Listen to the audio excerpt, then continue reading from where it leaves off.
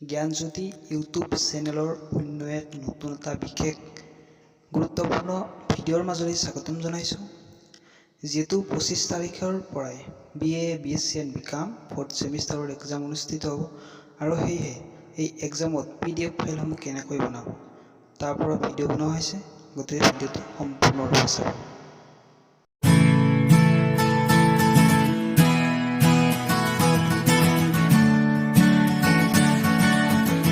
আমি play store open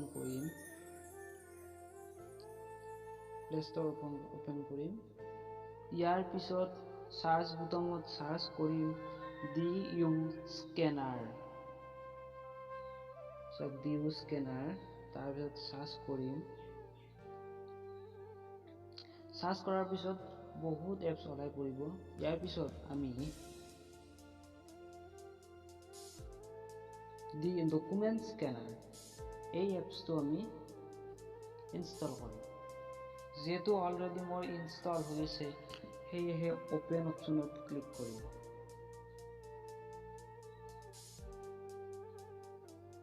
এপছটোৱে বিভিন্ন ক্ষেত্ৰত এলাও বিচাৰিব, সেইবোৰ এলাও কৰি দিম। এলাও কৰাৰ পিছত এনেদৰে এপছটো খোল খাব। ইয়াৰ পিছত তলত আমি দুটা অপশ্যন দেখিবলৈ পাম, এটা কেমেৰা অপশ্যন আৰু এটা ফটোছ অপশ্যন। এই অপশ্যন দুটা যদিহে আমি ফটো বা আমি যিকোনো ডকুমেণ্টছ ল'ম বা স্কেন কৰিম তেনেহ'লে প্ৰথম অপশ্যনটো ক্লিক কৰিব লাগিব। আৰু যদিহে অলৰেডি আমাৰ গেলাৰীত ছেভ আছে ডকুমেণ্টছবিলাক আৰু সেই ছেভ ডকুমেণ্টছবিলাক যদি আমি PDF কৰিব বিচাৰোঁ তেনেহ'লে আমি ইয়াত ক্লিক কৰিম।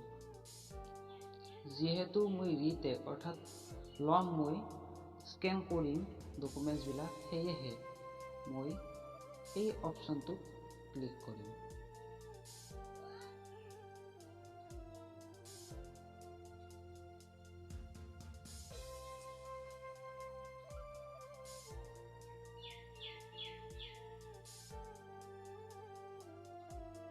চাওক, ইয়াৰ পিছত আমি ইয়াত ৰিচাইজ কৰিব পাৰোঁ।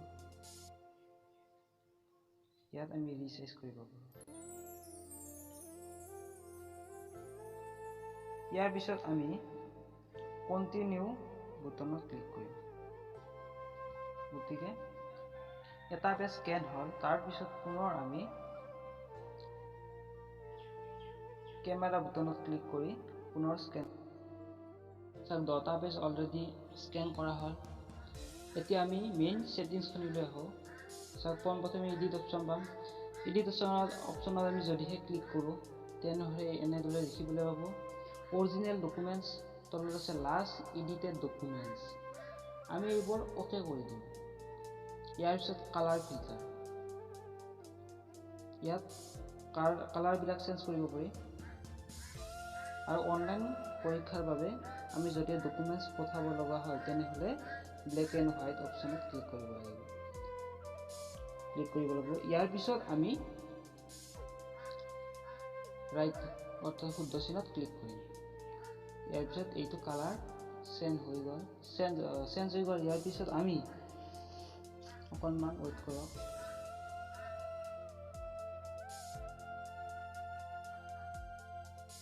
ইয়াৰ পিছত চাওক ছেভ অপশ্যনত আমি ক্লিক কৰিম। ইয়াৰ পিছত দুটা অপশ্যন দেখিবলৈ পাব। ইয়াত দুটা অপশ্যন আছে। এটা আছে ছেভ অনলি দিছ ফাইল, অৰ্থাৎ অকল যদি যিটো স্ক্ৰীণত আমি দেখিবলৈ চাওঁ 1 নম্বৰ পেজ, অকল এই পেজটো যদি অকল আমি ছেভ কৰিব বিচাৰোঁ তেনেহ'লে ছেভ অনলি ডকুমেণ্টছত ক্লিক কৰিম। আৰু যদিহে আটাইকেইটা পেজে ছেভ কৰিব বিচাৰোঁ তেনেহ'লে আমি ছেভ এণ্টায়াৰ ডকুমেণ্টছত ক্লিক কৰিম।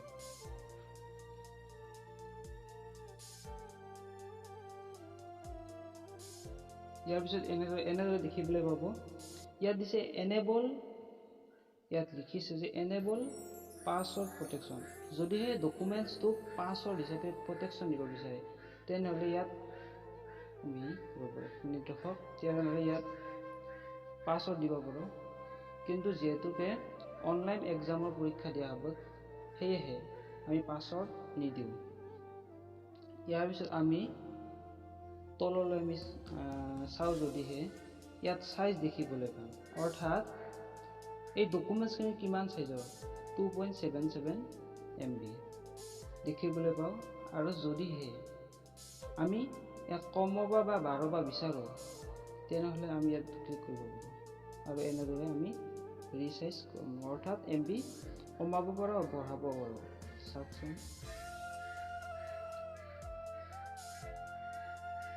ইয়াৰ এনেদৰে MB কমাব পাৰোঁ বঢ়াব পাৰোঁ গতিকে অনলাইন পৰীক্ষাৰ বাবে ডকুমেণ্টছ আপলোডৰ ক্ষেত্ৰত যেহেতু 5 MB গতিকে এই সমস্যাটো এই এপছটোৱে নিশ্চয় দূৰ কৰিব বুলি ভাবোঁ মই গতিকে ইয়াৰ পিছত আমি পুনৰ এই সেভ অপচনত ক্লিক কৰিম এই সেভ অপচনত আমি পুনৰ ক্লিক কৰিম ইয়াৰ পিছত তলত আছে যে internal storage my documents save to cloud Google drive send to email গতিকে মাই ডকুমেণ্টছত যেহেতুকে আমি সেভ কৰিম গতিকে ইয়াত আমি মাই ডকুমেণ্টছত সেভ কৰিম যেহেতুকে ইয়াত আমি ক্লিক কৰিম তাৰপিছত সেভিং অৰ্থাৎ সেভ হ'বলৈ লৈ আছে গতিকে সেভ সাকসেসফুল ইয়াৰ পিছত আমি আমাৰ মেইন ডকুমেণ্টছ অৰ্থাৎ আমি ফাইললৈ যাম তাত চাম সেভ হৈছে নে নাই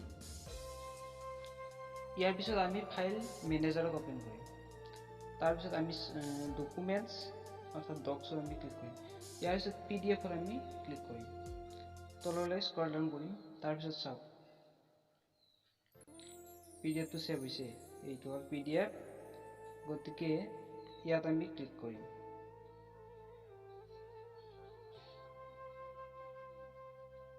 তাক ডকুমেণ্টছ বিলাক সম্পূৰ্ণৰূপে সেভ হৈছে